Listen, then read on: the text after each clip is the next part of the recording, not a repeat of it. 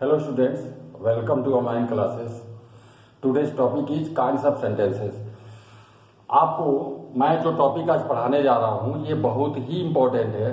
अब बहुत ढेर सारे डिमांड पर ये मैं टॉपिक आज पढ़ाने जा रहा हूँ।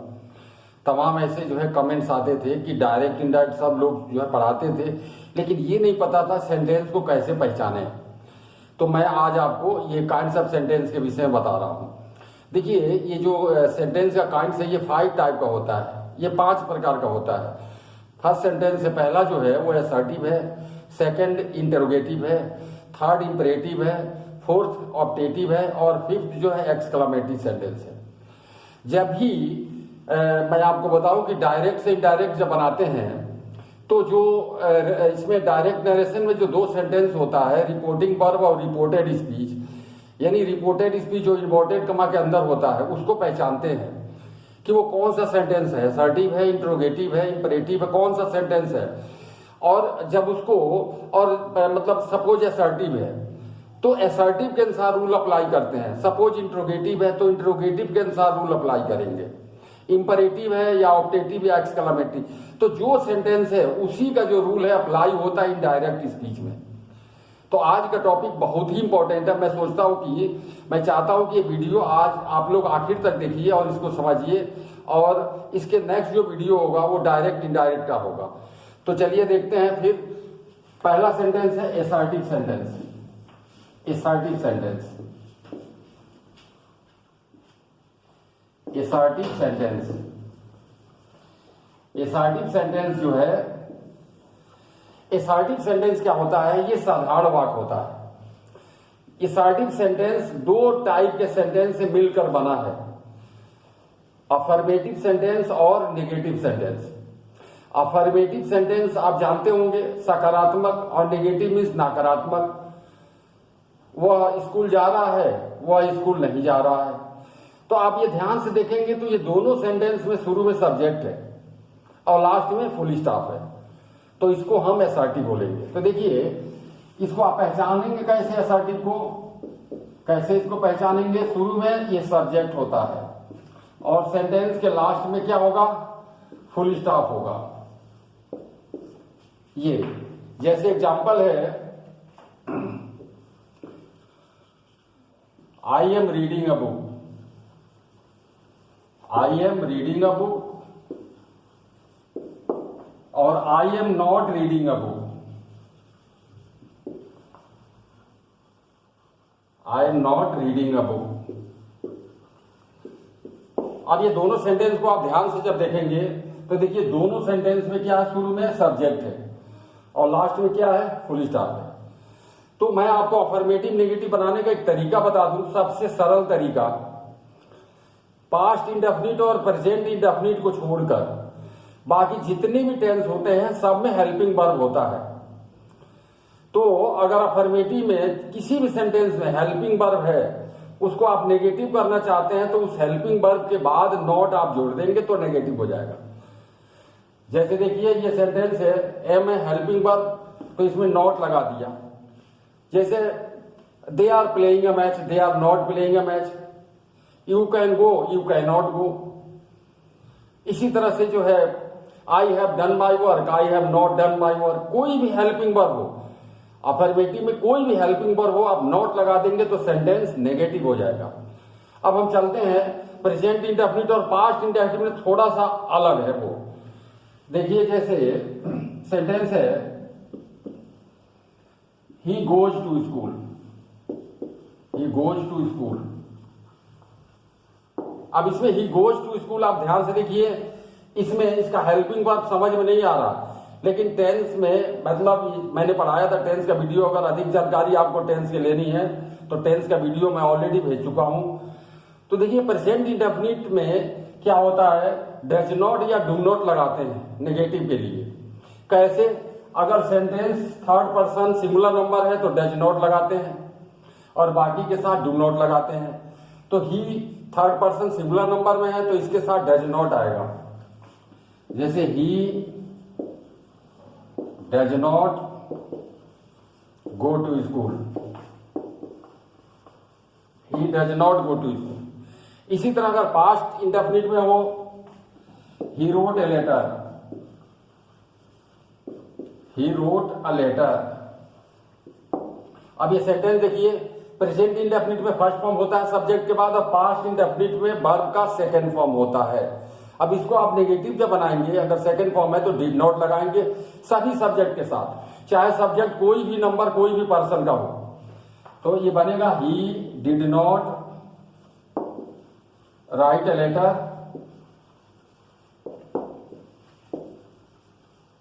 ही did not write a letter. अब जब सेंटेंस नेगेटिव हो जाएगा तो वर्ब का फर्स्ट फॉर्म हो जाएगा, सिर्फ अफर्मेटिव में सेकंड फॉर्म होता है। जिस तरह से प्रेजेंट इंडेफिनिट टेंस में सब्जेक्ट के बाद वर्ब में एस या एस लगाते हैं, वो सिर्फ अफर्मेटिव में होता है। जब नेगेटिव में हम डज नॉट लगा देंगे उसके लिए, तो वर्ब का जो फर्स्ट फॉर्म है उसमें एस या एस बिल्कुल नहीं जोड़ेंगे। उसी तरह से पास्ट इंडेफिनिट में जब डिड नॉट आ जाएगा तो वर्ब का फर्स्ट फॉर्म हो जाएगा। क्यों? क्योंकि देखिए डू का फर्स्ट फॉर्म डिड होता है, तो ये सॉरी डू का जो सेकंड फॉर्म है वो डिड होता है, और ये देखिए डिड आ चुका है, डिड नॉट, इसीलिए वर्ब का फर्स्ट फॉर्म हो गया। अब मैं आपको इंट्रोगेटिव सेंटेंस बताऊंगा। अब हम लोग इंट्रोगेटिव सेंटेंस को देखते हैं। इंट्रोगेटिव सेंटेंस होता क्या है मैं आपको बताऊं। जिस सेंटेंस में क्वेश्चन प्रश्न पूछा जाता है वो इंट्रोगेटिव सेंटेंस होता है। अभी अभी आपने असर्टिव को पढ़ा, जिसमें हम कोई स्टेटमेंट अपना बोलते हैं, कोई अपने बात को साधारण सेंटेंस में बोलते हैं, तो वो असर्टिव होता है। अगर हम प्रश्न पूछ रहे हैं किसी से तो वो इंट्रोगेटिव सेंटेंस होगा। एक बात और मैं आपको बता दूं कि इंट्रोगेटिव सेंटेंस दो टाइप का होता है। एक तो शुरू में क्या होगा सेंटेंस के, और एक सेंटेंस के बीच में क्वेश्चन वर्ड होगा। तो जो क्या शुरू में होता है उसका आंसर हम यस नो में देते हैं। क्या आप स्कूल जाते हैं तो आप बोलेंगे हाँ या ना। क्या वह किताब पढ़ता है, हाँ या ना। और एक जो सेंटेंस होता है आप स्कूल क्यों नहीं जाते हैं, तो आप बोलेंगे हाँ या ना। तो ये सेंटेंस का जो आंसर है वो गलत होगा, क्योंकि पूरे सेंटेंस को बोल करके आपको आंसर देना होगा। तो अब क्लियर समझ में आ गया होगा, इंट्रोगेटिव सेंटेंस दो टाइप का होता है। इसको पहचानेंगे आप कैसे, देखिए ये सेकंड है इंटरोगेटिव सेंटेंस।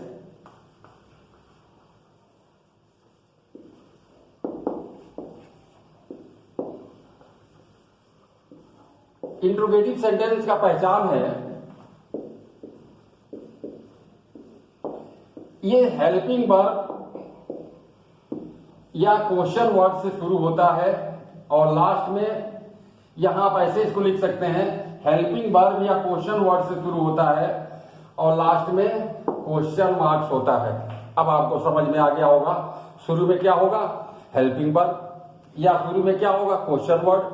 जिसका आंसर हम एस में देते हैं वो हेल्पिंग वर्ब से शुरू होगा, और जिस क्वेश्चन का आंसर हम पूरे सेंटेंस को बोल करके देते हैं वो क्वेश्चन वर्ड से शुरू होगा, और सेंटेंस के लास्ट में क्या होगा, ये क्वेश्चन मार्क्स होगा। जब भी आप इंग्लिश बोलते हैं या इंग्लिश जब लिखते हैं या जब पढ़ते हैं तो आपको इसकी समझ बहुत जरूरी है। आप जो है अगर सेंटेंस को पहचान नहीं पाएंगे तो आपको फिर मतलब समझने में बहुत दिक्कत होगी। तो देखिए सेंटेंस है,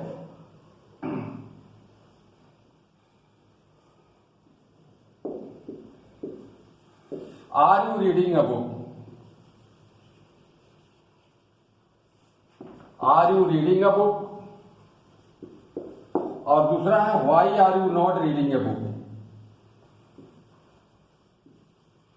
why are you not reading a book.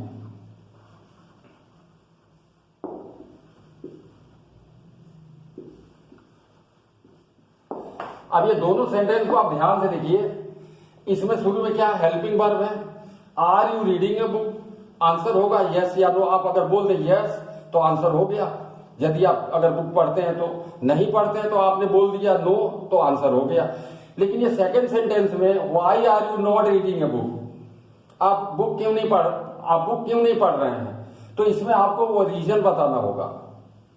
ठीक है, तो आप समझ गए होंगे कि ये दो टाइप का सेंटेंस होता है इंट्रोगेटिव में, एक हेल्पिंग वर्ब से शुरू होगा, एक क्वेश्चन वर्ड से। और भी चलते हैं, देखिए जैसे सेंटेंस है, do you go to school daily,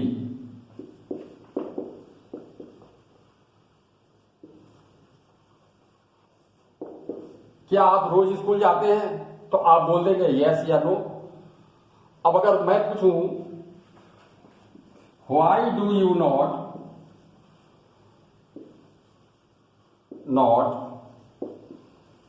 go to school daily?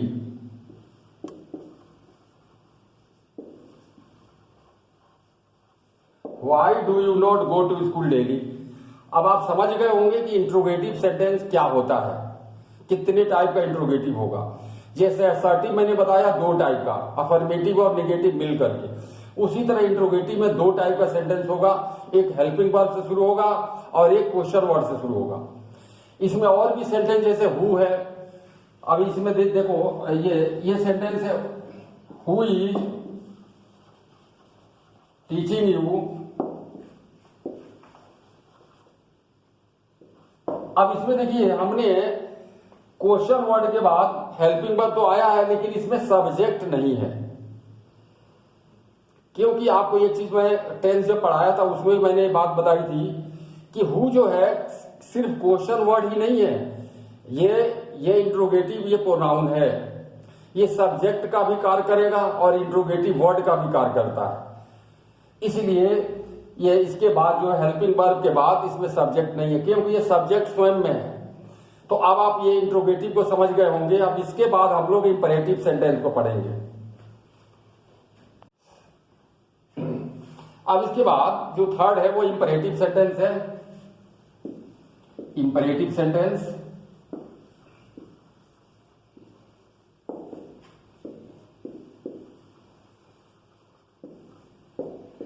Imperative sentence command सूचक होता है, जिसमें हम किसी को ऑर्डर देते हैं, किसी से रिक्वेस्ट करते हैं, किसी को सलाह देते हैं।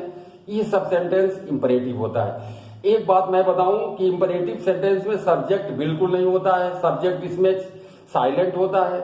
और इंपरेटिव सेंटेंस का जो सब्जेक्ट होता है वो यू होता है, साइलेंट। जैसे कम हियर, मतलब इसमें सब्जेक्ट नहीं है, लेकिन इसमें यू जो है छिपा हुआ है, क्योंकि सेकंड पर्सन से ही आदेश, हम सामने वाले से ही तो आदेश देंगे या रिक्वेस्ट करेंगे, तो हमेशा सेकंड पर्सन, और लेकिन वो साइलेंट होता है। तो देखिए इसको पहचानेंगे कैसे आप? इसका पहचान है, ये वर्ब के फर्स्ट फॉर्म से शुरू होगा या डू नॉट से शुरू होगा, प्लीज या काइंडली से शुरू होगा, या लेट से शुरू होगा और लास्ट में फुल स्टॉप होगा। ये सेंटेंस है। जैसे write a letter, write a letter. अब आप सेंटेंस देखिए, वर्ब का फर्स्ट फॉर्म है शुरू में। अगर ये do not write a letter,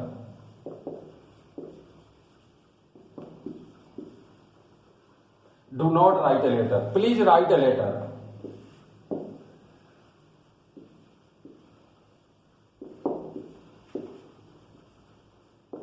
इस तरह के सेंटेंस होगा। अगर ये अफर्मेटिव में होगा तो वर्ब के फर्स्ट फॉर्म से शुरू होगा, नेगेटिव में होगा तो डू नॉट से शुरू होगा, सब में डू नॉट आएगा इसमें। और अगर रिक्वेस्ट करेंगे तो प्लीज या काइंडली से शुरू होगा। अब इसके बाद जो लेट वाला सेंटेंस है, अब इसी में आप अगर किसी को जैसे आदेश देते हैं, गो देयर, कम हियर, ये सब जो है सब इंपरेटिव में ही होगा। अब इसे लेट वाला जो शुरू होगा, लेट मी रीड इंग्लिश,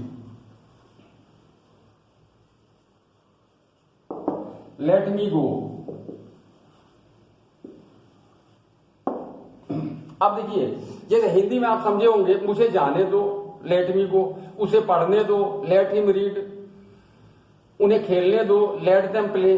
जहां हिंदी सेंटेंस में दो जो अंत में आता है ना, जाने दो, पढ़ने दो, लिखने दो, वो लेट के बाद ऑब्जेक्ट आएगा। और ये रूल है, ऑब्जेक्ट के बाद वर्ब का फर्स्ट फॉर्म, फिर जो है ऑब्जेक्ट और अदर वर्ड्स। ये सॉरी, लेट के बाद ऑब्जेक्ट आएगा, फिर वर्ब का फर्स्ट फॉर्म, फिर अदर वर्ड्स। ये इसका रूल होता है। लेट के बाद हमेशा ऑब्जेक्ट का ही रूप आएगा। इसमें हमेशा ऑब्जेक्टिव जो फॉर्म है प्रोनाउन का वही आएगा, या नाउन हो तो फिर कोई बात नहीं।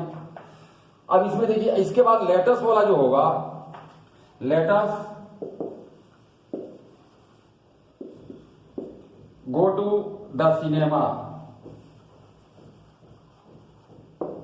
जिसमें देखिए हम प्रपोज करते हैं, प्रस्ताव रखते हैं, आओ सिनेमा चले, let's go to the cinema. आओ बाजार चले, let us go to the market. आओ स्कूल चले, let us go to the school. आओ बैठे और बातें करें, let us sit and talk. तो जहां हम किसी को प्रस्ताव रखते हैं किसी बात का, वो लेट अस से शुरू होता है। और बाकी जिसमें दो अगर अंत है तो मतलब लेट मी गो, लेट हिम प्ले, तो वो जो है लेट के बाद सिर्फ ऑब्जेक्ट आता है और फिर वर्ब का फर्स्ट फॉर्म आता है। अब मैं उम्मीद करता हूं इंपरेटिव आप समझ गए होंगे। अब इसके बाद ऑप्टेटिव सेंटेंस।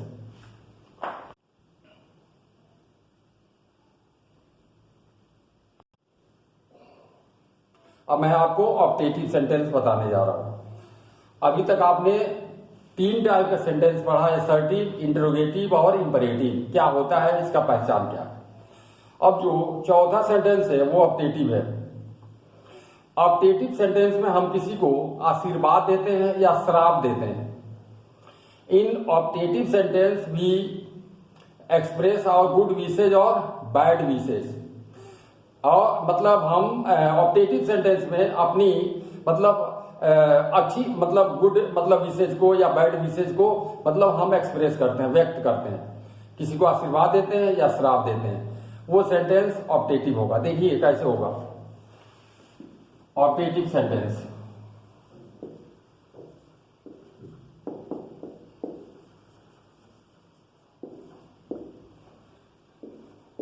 इसका पहचान है, ये देखिए मे से शुरू होता है सेंटेंस, मे से, और लास्ट में साइन ऑफ इंटरजेक्शन होगा।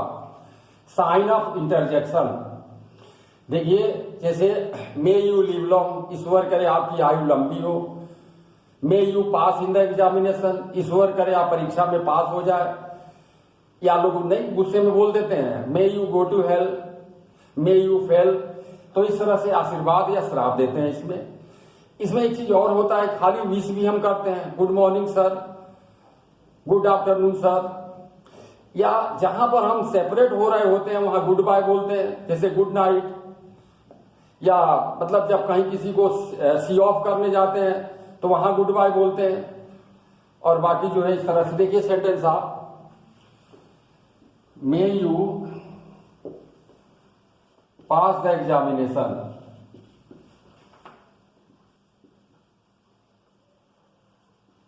पास the examination, may you pass the examination, ईश्वर करे आप परीक्षा में पास हो जाए। देखिए अब इंट्रोगेटिव सेंटेंस में भी आपने देखा होगा मे से शुरू होता है लेकिन लास्ट में क्वेश्चन मार्क्स आता है।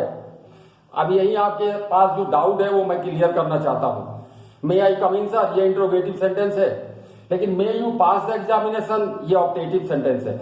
आप हमेशा ध्यान रखेंगे कि लास्ट में जो साइन है वो कौन सा साइन दिया हुआ है। इससे भी आप शुरू में भी देखेंगे और लास्ट में भी देखेंगे सेंटेंस के, तब पूरी तरह से आपको पहचान में आएगा। अब दूसरा देखिए, may you go to hell, may you go to hell. इसमें जब किसी को श्राप देते हैं कि ईश्वर करे कि तुम नरक में जाओ, इस तरह से। अब आप देखेंगे गुड मॉर्निंग सर, इस तरह से goodbye, good morning, happy birthday, happy new year, जैसे हैप्पी बर्थडे।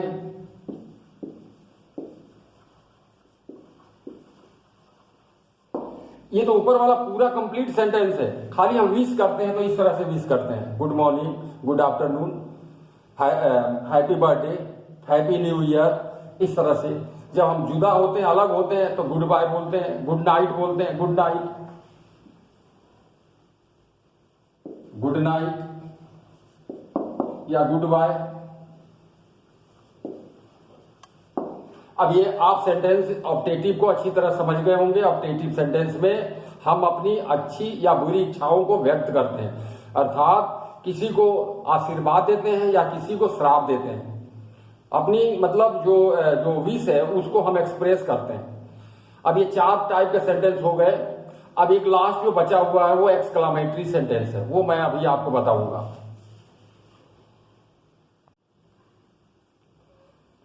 अब आप देखिए exclamatory sentence. What is exclamatory sentence? The sentence in which we express our strong feelings like joy, sorrow, surprise. और ये इस टाइप की जो भी सेंटेंस होगा, जॉय, सौरो और सरप्राइज, अपने स्ट्रॉन्ग फीलिंग्स को जहां हम व्यक्त करते हैं तो वो सेंटेंस क्या होगा? एक्सक्लामेटरी होगा। ठीक है, जैसे देखिए सेंटेंस आप कैसे पहचानेंगे? आप इसका जो है पहचान है एक्सक्लामेटरी का, एक्सक्लामेटरी सेंटेंस,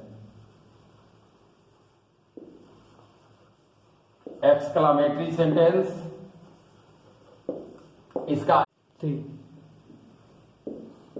इसका पहचान है एक्सक्लामेटरी सेंटेंस का, इसमें एलास, हुर्रा,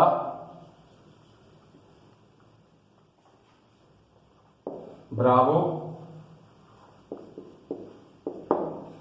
व्हाट अ या हाउस होगा शुरू में, और लास्ट में या बीच में। देखिए एलास, हुर्रा, ब्रेवो के बीच में ये साइन ऑफ एक्सक्लेमेशन आ जाएगा, और व्हाट या हाउ से शुरू है तो लास्ट में आएगा साइन ऑफ एक्सक्लेमेशन। अब सेंटेंस आप देखेंगे, एलास, आई एम रूइंड, अफसोस मैं बर्बाद हो गया। अब देखिए एलास हो गया। इसी तरह से hurrah, I have won the match,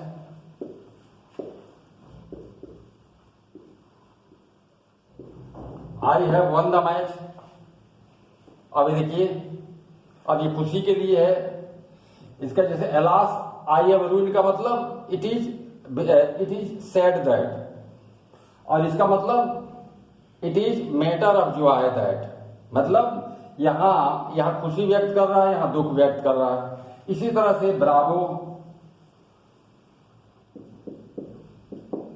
you have done well,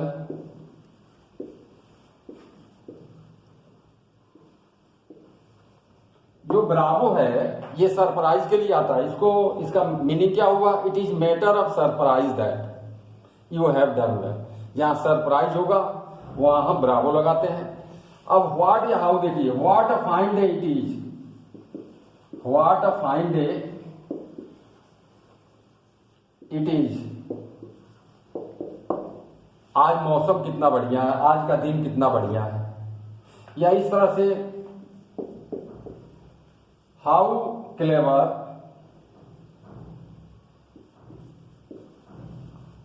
he is, how clever he is, वह कितना चालाक है, कितना होशियार है। तो इस तरह की जो भी सेंटेंस है तो वो एक्सक्लामेटरी होगा। अब आप फिर एक बार मैं बताऊं कि एक्सक्लामेटरी सेंटेंस में हम अपनी स्ट्रॉन्ग फीलिंग्स को एक्सप्रेस करते हैं, अपनी तीव्र इच्छाओं को व्यक्त करते हैं, दुख, सुख, आश्चर्य। तो इसी में जो है सब ये, अब मैं उम्मीद करता हूं कि सभी टाइप का जो सेंटेंस है 5 टाइप का, वो आप समझ गए होंगे। और अब इसके बाद नेक्स्ट जो वीडियो होगा वो डायरेक्ट और इनडायरेक्ट नरेशन का होगा। ये वीडियो अगर आपको ठीक से समझ में आ गया हो तो इस वीडियो को आप लाइक और सब्सक्राइब जरूर करें। धन्यवाद।